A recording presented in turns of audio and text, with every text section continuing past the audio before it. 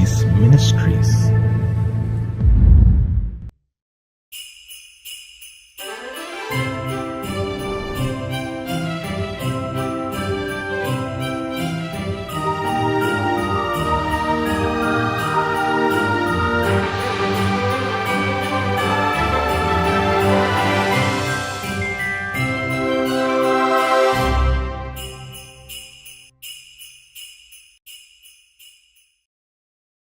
ஒருவனை அவன் தாய் தேற்றுவது போல் நான் உங்களை தேற்றுவேன். நீங்கள் எருசலேமிலே தேற்றப்படுவீர்கள். ஏசாயா 66:13. As one whom his mother comforteth, so will I comfort you, and ye shall be comforted in Jerusalem. Isaiah 63. Isaiah 66:13. கர்த்தருடைய பரிசுத்த நாமம் மகிமைப்படுவதாக. மகிழ்ச்சிகரமான கடைசி மாதத்தில் God Who Seas Ministry சார்பாக உங்களை சந்திப்பதில் பெரும் மகிழ்ச்சி அடைகிறேன்.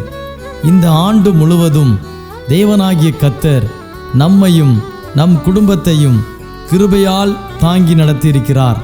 நம்முடைய போக்கிலும் வரத்திலும் நம்முடைய பிரயாணங்களிலும் கர்த்தர் நமக்கு துணையாயிருந்தது மாத்திரமல்ல, நம்முடைய பலவீனங்களிலே தம்முடைய வார்த்தையை அனுப்பி பலப்படுத்தியிருக்கிறார். நாம் அநேக நேரங்களிலே சோர்ந்து போய் இருந்த போதும் கர்த்தர் தம்முடைய வார்த்தையினாலே நம்மை தேற்றினார், நம்மை பலப்படுத்தினார். தேவனாகிய கர்த்தர் நம்மோடு கூட இருக்கிறார் என்பதை இதன் மூலம் அநேக நேரங்களிலே நம்மை உணர வைத்திருக்கிறார். விசேஷமாக இந்த கடைசி மாதத்திலே தேவனாகிய கர்த்தர் நிறைவான ஆசீர்வாதங்களால் நிரப்பி நம்மை ஆசீர்வதிப்பார் என்று நம்புகிறேன். கர்த்தருடைய வார்த்தையை கேளுங்கள், நம்புங்கள். கர்த்தருடைய வார்த்தை உங்கள் நடுவிலே பெரிய காரியங்களை செய்யும். தேவனிடத்திலிருந்து ஆசீர்வாதங்களை காத்திருந்து பெற்றுக்கொள்வோம். தேவனாகிய கர்த்தர் நிச்சயம் உங்களையும் உங்கள் குடும்பங்களையும் ஆசீர்வதிப்பாராக. ஆமேன்.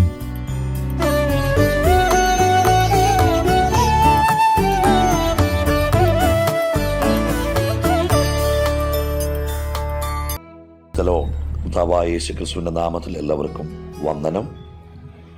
ഈ ശബ്ദം ശ്രവിക്കുന്ന എല്ലാ പ്രിയപ്പെട്ടവരെയും കർത്താവ് അനുഗ്രഹിക്കട്ടെ.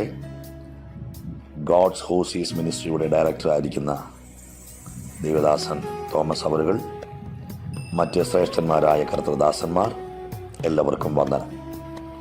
അപ്പോസ്തലനായ പൗലോസ് കൊരിന്ത്യർക്ക് എഴുതിയ 2-ാം ലേഖനം, അതിൻ്റെ 12-ാം അധ്യായം 8, 9, 10 വാക്യങ്ങൾ നമുക്ക് ചില മിനിറ്റുകൾ ധ്യാനിക്കാം. 12-ാം അധ്യായം 8-ാം വാക്യം തുടങ്ങുന്നത് ഇങ്ങനെയാണ്: അത് എന്നെ വിട്ട് നീങ്ങേണ്ടതിന് ഞാൻ 3 വട്ടം കർത്താവിനോട് അപേക്ഷിച്ചു.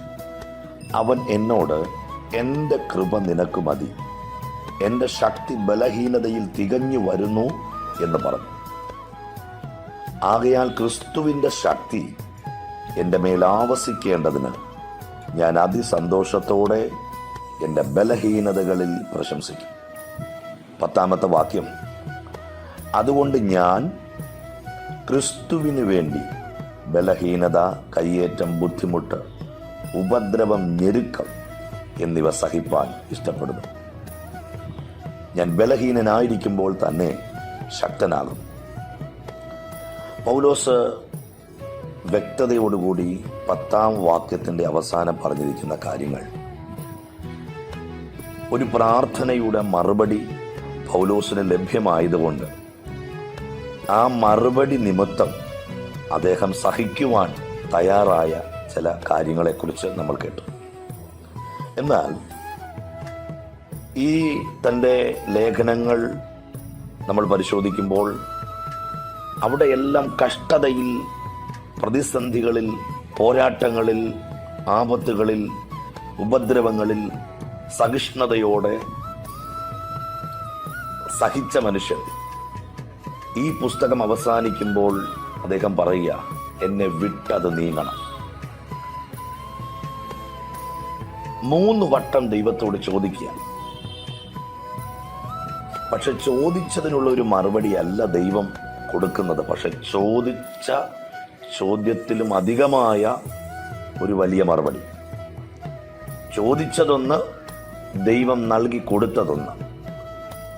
നമ്മൾ സിസ്റ്റമാറ്റിക്കായിട്ട് വചനം പഠിക്കുമ്പോൾ 8-ാം വാക്യം ചോദ്യം, 9-ാം വാക്യം ഉത്തരം, 10-ാം വാക്യം ഉത്തരം കേട്ട പൗലോസിന്റെ പ്രതികരണമാണ്. ഒന്നുകൂടെ ഞാൻ ആവർത്തിക്കുന്നു. 2 കൊരിന്ത്യർ ലേഖനം 12-ാം അധ്യായം 8-ാം വാക്യം പൗലോസിന്റെ ചോദ്യവും 9-ാമത്തെ വാക്യം ദൈവത്തിങ്കിൽ നിന്നുള്ള പൗലോസിന് വേണ്ടിയുള്ള മറുപടിയും 10-ാം വാക്യം മറുപടി കേട്ട പൗലോസിന്റെ പ്രതികരണവുമാണ്. പ്രിയപ്പെട്ടവരെ, എന്നെ ശ്രദ്ധിക്കുന്ന ദൈവദാസന്മാരെ, ദൈവമക്കളെ, നമ്മൾ ദൈവത്തോട് ചോദിക്കുന്ന ചോദ്യം ശ്രദ്ധിക്കുന്ന ഒരു ദൈവമുണ്ട്. നമ്മൾ ദൈവത്തോട് യാചിക്കുന്ന യാചന കേൾക്കുന്ന ഒരു ദൈവമുണ്ട്. നാം ദൈവസന്നിധിയിൽ നിലവിളിക്കുന്ന നിലവിളി ശ്രദ്ധിക്കുന്ന ഒരു ദൈവമുണ്ട്. അതുകൊണ്ട് തന്നെ പറയുന്നു വചനം, എളിയവരുടെ നിലവിളിക്ക് ചെവി പൊത്തിക്കളയാത്ത ദൈവം. കർത്താവിൻ്റെ കണ്ണ് നീതിമാന്മാരുടെ മേലും അവരുടെ പ്രാർത്ഥനയ്ക്ക് ദൈവത്തിൻ്റെ ചെവി തുറന്നിരിക്കുന്നു. അപ്പോൾ നമ്മെ അറിയുന്ന, നമ്മെ കാണുന്ന, നമ്മുടെ അവസ്ഥകൾ വ്യക്തമായി നന്നായി അറിയുന്ന ഒരു ദൈവം നമുക്കുണ്ട് എന്നുള്ള ഉത്തമമായ ഉറപ്പും ബോധ്യവും ആ ഒരു ദൃഢമായ ധൈര്യവും നമുക്കുണ്ടാവണം. അതുകൊണ്ട് തന്നെയാണല്ലോ യോശുവയോട് ദൈവം പറയുന്നത്, മോശ മരിച്ചു കഴിഞ്ഞ് അനന്തരമുള്ള കാര്യങ്ങളിലേക്ക് അദ്ദേഹത്തെ ദൈവം നിയോഗിക്കുമ്പോൾ, ദൈവം അദ്ദേഹത്തെക്കുറിച്ചുള്ള പദ്ധതികൾ പ്ലാൻ ചെയ്യുമ്പോൾ അദ്ദേഹത്തിൻ്റെ ഹൃദയത്തിനകത്തൊരു ചിന്ത, എനിക്ക് മുമ്പിൽ ലീഡറായിട്ട് നിന്ന മോശയെ എറിയാൻ കല്ലെടുത്തവർ, മോശയ്ക്കെതിരെ വിരൽ ചൂണ്ടിയവർ, മോശയ്ക്കെതിരെ ആക്രോശിച്ചവർ, പിറുപിറുത്തവർ, ഈ ഒരു ജനതയെ മുൻപോട്ട് നയിക്കാൻ എനിക്ക് എങ്ങനെ കഴിയും? ആകെ പതറി, ആകെ തളർന്നു, മാനസികമായി വല്ലാത്ത അവസ്ഥകളിലായി. പക്ഷെ അവിടെയും ദൈവം പറയുന്നു, ഞാൻ മോശയോട് കൂടെ ഇരുന്നത് പോലെ നിന്നോട് കൂടെ ഇരിക്കും. അതിൻ്റെ അർത്ഥം യോശുവയെ ദൈവം വ്യക്തമായി അറിഞ്ഞു. അവൻ്റെ മനോഭാവം, അവൻ്റെ അവസ്ഥകൾ, അവൻ്റെ ബലഹീനത, അവൻ്റെ സാഹചര്യങ്ങൾ എല്ലാം വളരെ വ്യക്തമായി അറിഞ്ഞിട്ടാണ് ദൈവം അവനൊരു മറുപടി കൊടുക്കുന്നത്. ആ മറുപടിയാണ് നമ്മൾ മനസ്സിലാക്കേണ്ടത്. പ്രിയരെ, ദൈവം പറയുക, നീ ഉറപ്പും ധൈര്യവും ഉള്ളവനായിരിക്കാം. ഈ ശബ്ദം കേൾക്കുന്ന പ്രിയപ്പെട്ടവരോട് ഞാൻ പറയുന്നു, ഒരുപക്ഷെങ്കിൽ മാനസികമായി, ശാരീരികമായി, ആത്മീകമായി നിങ്ങൾ തളർന്നവരാകാം പല പല വിഷയങ്ങളിൽ. പക്ഷേ അവിടെ ദൈവം നിങ്ങളെ കാണുന്നു, ദൈവം നിങ്ങളെ അറിയുന്നു. കർത്താവ് പറയുന്നു, നിങ്ങൾ ഉറപ്പും ധൈര്യവും ഉള്ളവരായി. അത് രണ്ടും നമുക്ക് നഷ്ടപ്പെടരുത്. പലപ്പോഴും നമ്മുടെ ജീവിതത്തിൽ നമുക്ക് നഷ്ടപ്പെടുന്നത് പല കാര്യങ്ങളെക്കുറിച്ചുള്ള ഉറപ്പാണ്. പലപ്പോഴും നമുക്ക് ചോർന്നു പോകുന്നത് നമ്മുടെ ധൈര്യമാണ്. അതുകൊണ്ട് ഉറപ്പും ധൈര്യവും ഉള്ളവനായിരിക്കുക. നീ പോകുന്ന ഇടത്തൊക്കെയും ഞാൻ നിന്റെ കൂടെയുണ്ട്. ദൈവം കൊടുക്കുന്ന ശക്തമായ വാഗ്ദത്തം, ആ വാക്കിൻ്റെ ഘനം, അതിൻ്റെ ശക്തിയുടെ മികവ്, അതിൻ്റെ ശ്രേഷ്ഠത യോശുവ തിരിച്ചറിഞ്ഞ് അതിനനുസൃതമായി അവൻ സഞ്ചരിച്ചു. ചിലതിനെയൊക്കെ അവൻ അവകാശമാക്കി. നമുക്കറിയാം ആ ചരിത്രം. ഞാൻ പറയുന്നതിൻ്റെ സാരം, നാം ചോദിക്കുന്ന ചോദ്യത്തിന് മറുപടി തരുന്ന ഒരു ദൈവം സ്വർഗത്തിലുണ്ട്. മനുഷ്യനൊരു പക്ഷേ ശ്രദ്ധിച്ചെന്ന് വരികയില്ല, മനുഷ്യനൊരു പക്ഷേ കണ്ടെന്ന് വരികയില്ല, മനുഷ്യനൊരു പക്ഷേ അറിഞ്ഞെന്ന് വരികയില്ല. പക്ഷെ വ്യക്തമായി കാണുന്ന ഒരു സർവശക്തനായ ദൈവം സ്വർഗത്തിലുണ്ട്. മുകളിൽ ആകാശത്തെയും താഴെ ഭൂമിയെയും സമുദ്രത്തെയും അതിലുള്ളതിനെയും ഒക്കെ നിർമ്മിച്ച് ഭൂലോകത്തെയും ഭൂമണ്ഡലത്തെയും ഒക്കെ സകല കാര്യങ്ങളിലും സൃഷ്ടിച്ച് ദൈവം, ആ കർത്താവ് നമ്മെ അറിയാതിരിക്കുമോ? അത് നമ്മൾ ചിന്തിക്കേണ്ടിയിരിക്കുന്നു. അതുകൊണ്ട് പൗലോസ് ചോദിച്ച ചോദ്യം 3 വട്ടം ചോദിച്ചു. 3 വട്ടം ദൈവത്തോട് ചോദിക്കുന്നു. നമുക്കറിയാം, അപ്പോസ്തല പ്രവൃത്തി 9-ാം അധ്യായത്തിനകത്ത് ദമസ്കോസിന്റെ പടിവാതിൽക്കൽ സൂര്യനെ വെല്ലുന്ന ഒരു പ്രകാശം നട്ടുച്ച നേരത്ത് അവിടെ വരുന്നു. അവൻ തറയിൽ വീഴുന്നു, അവൻ അന്ധനാകുന്നു. കുറച്ചുപേര് പിടിച്ചുകൂട്ടിച്ച് യൂദയുടെ വീട്ടിൽ, നിർവീഥി എന്ന തെരുവിൽ ഒരു വീട്ടിൽ കൊണ്ടിരുത്തുന്നു. അവിടെ അദ്ദേഹം പ്രാർത്ഥിക്കുന്നു. അന്ന് മുതൽ പ്രാർത്ഥിച്ച് ദൈവത്തോട് കാര്യങ്ങൾ ചോദിച്ചു തുടങ്ങിയ ഒരു മനുഷ്യനാണ്.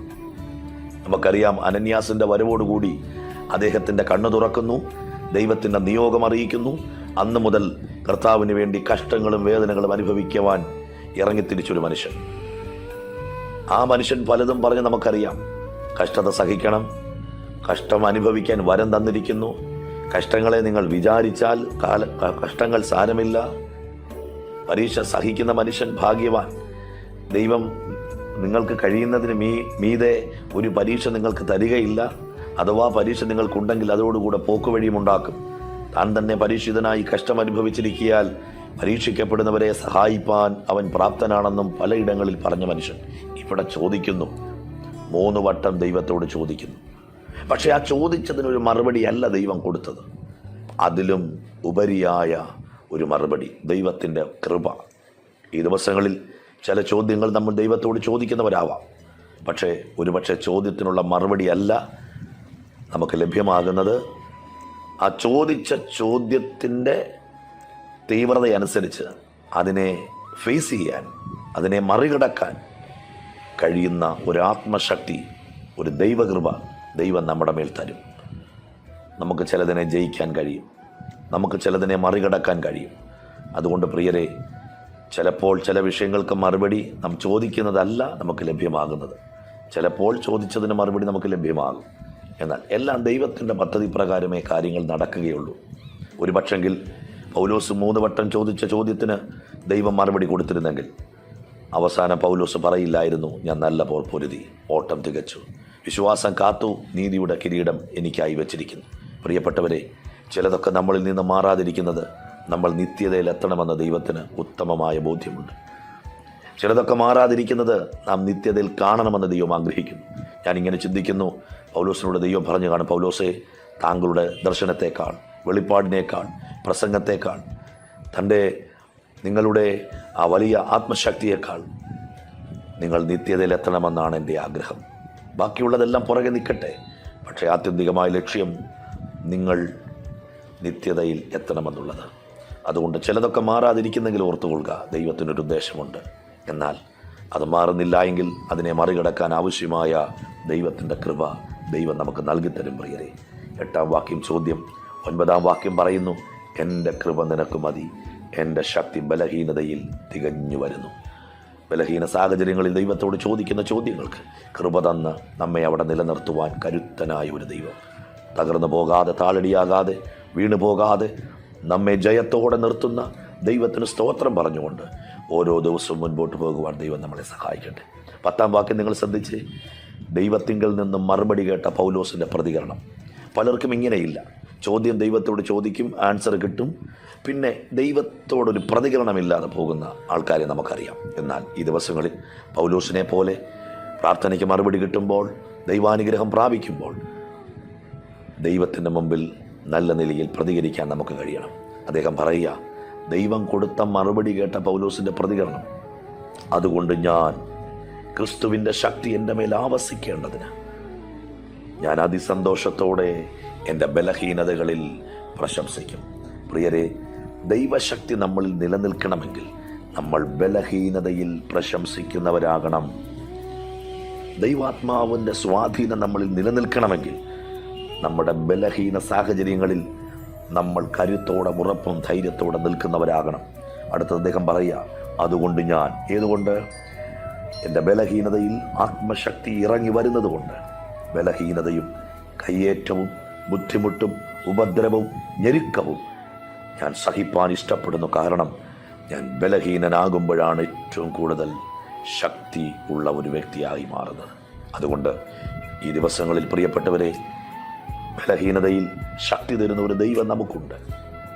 ആ ദൈവത്തിലുള്ള ഉറപ്പും ധൈര്യവുമായി നമുക്ക് മുമ്പോട്ട് സഞ്ചരിക്കാം. നമ്മുടെ ശുശ്രൂഷകൾ, നമ്മുടെ കുടുംബം എല്ലാം ദൈവത്താൽ അനുഗ്രഹിക്കപ്പെടട്ടെ. പ്രത്യേകിച്ച് എൻ്റെ ഈ ശബ്ദം ശ്രവിക്കുന്ന എല്ലാ ദൈവദാസന്മാരെയും കർത്താവ് ധാരാളമായി അനുഗ്രഹിക്കട്ടെ എന്ന് പ്രാർത്ഥിക്കുന്നു. കർത്താവ് അനുഗ്രഹിക്കട്ടെ. നമുക്ക് പ്രാർത്ഥിക്കാം. സ്വർഗസ്ഥനായ ഞങ്ങളുടെ പ്രിയ പിതാവേ, ഞങ്ങൾ കേട്ട ദൈവവചന ചിന്തകൾ ഞങ്ങളുടെ ജീവിതത്തിന് അനുഗ്രഹത്തിനും ആശ്വാസത്തിനും കാരണമാകട്ടെ. എല്ലാ ദൈവദാസന്മാരെയും അവരുടെ ശുശ്രൂഷകളെ ദൈവം അനുഗ്രഹിക്കണം. പ്രത്യേകിച്ച് ഗോഡ്സ് ഹോസീസ് മിനിസ്ട്രിയുടെ ഡയറക്ടർ ആയിരിക്കുന്ന തോമസ് സാറിനായി പ്രാർത്ഥിക്കുന്നു. മറ്റു സഹഭടന്മാരെ ഞങ്ങൾ ഓർക്കുന്നു. കർത്താവ് അനുഗ്രഹിക്കണം. ശുശ്രൂഷയുടെ അതിരുകളെ വിശാലമാക്കി ആത്മശക്തിയുടെ അളവറ്റ വലിപ്പം ഓരോ മക്കളുടെ മേലും ദൈവം വെളിപ്പെടുത്തണം. എല്ലാ മഹത്വം അങ്ങേക്ക് യേശു ക്രിസ്തുവിൻ നാമത്തിൽ തന്നെ പിതാവേ. ആമേൻ, ആമേൻ, ആമേൻ.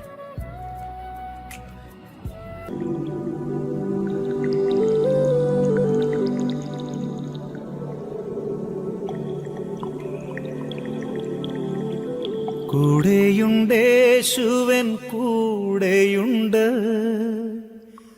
കൂട്ടിനവൻ എന്നും കൂടെയുണ്ട്.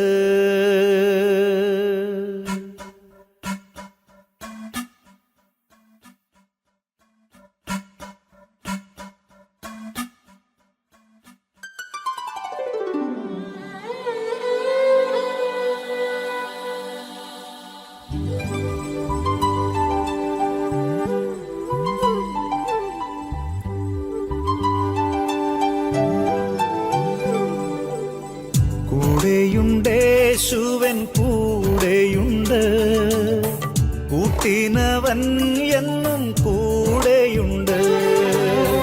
കൂടെയുണ്ടേശുവൻ കൂടെയുണ്ട്, കൂട്ടിനവൻ എന്നും കൂടെയുണ്ട്. കൂരിരുൾ താഴ്വരെ കൂടെയുണ്ട്, കൂട്ടാളിയായിട്ടൻ കൂടെയുണ്ട്. കൂരിരുൾ താഴ്വരെ കൂടെയുണ്ട്, കൂട്ടാളിയായിട്ടൻ കൂടെയുണ്ട്.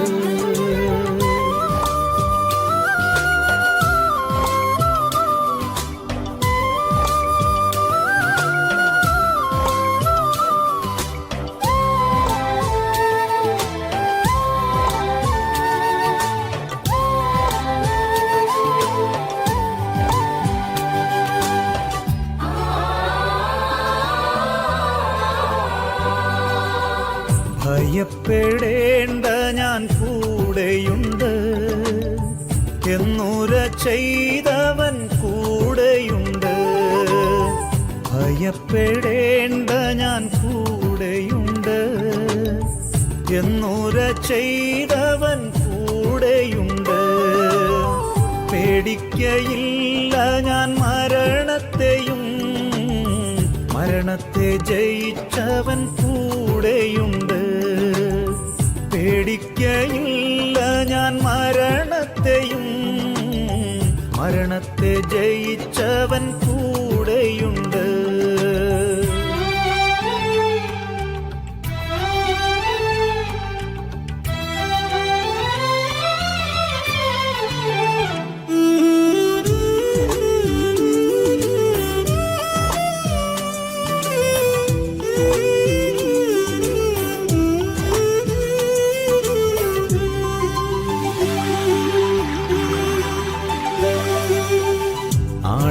ആഴിയിന്നാഴത്തിൽ കൂടെയുണ്ട്, ആകാശമേഘങ്ങളിൽ കൂടെയുണ്ട്. ആഴിയിന്നാഴത്തിൽ കൂടെയുണ്ട്, ആകാശമേഘങ്ങളിൽ കൂടെയുണ്ട്. ആവശ്യ നേരത്തൻ കൂടെയുണ്ട്, ആശ്വാസദായകൻ കൂടെയുണ്ട്. ആവശ്യ നേരത്തൻ കൂടെയുണ്ട്, ആശ്വാസദായകൻ കൂടെയുണ്ട്.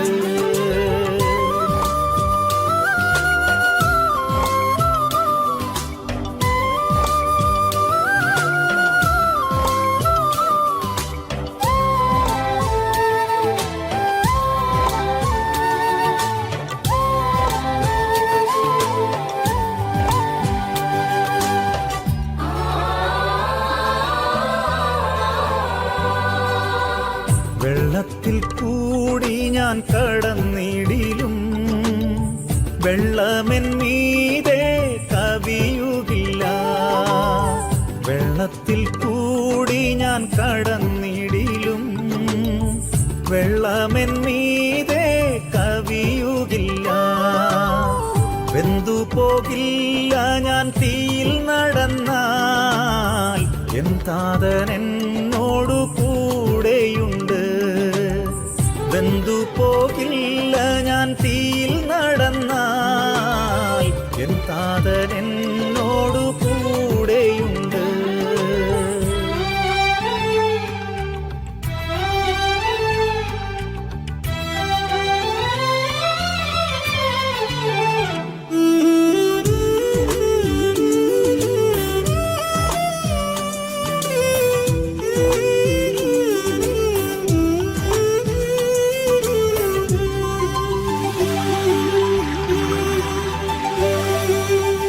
ബാഖായിൻ താഴ്വരെ കൂടെയുണ്ട്. യാക്കോബിൻ ദൈവമെൻ കൂടെയുണ്ട്. ബാഖായിൻ താഴ്വരെ കൂടെയുണ്ട്. യാക്കോബിൻ ദൈവമെൻ കൂടെയുണ്ട്. രോഗക്കിടക്കയിലും കൂടെയുണ്ട്. ലോകാന്ത്യത്തോളമെൻ കൂടെയുണ്ട്. രോഗക്കിടക്കയിലും കൂടെയുണ്ട്. ലോകാന്ത്യത്തോളമെൻ കൂടെയുണ്ട്. കൂടെയുണ്ടേശുവൻ കൂടെയുണ്ട്. കൂട്ടിനവൻ എന്നും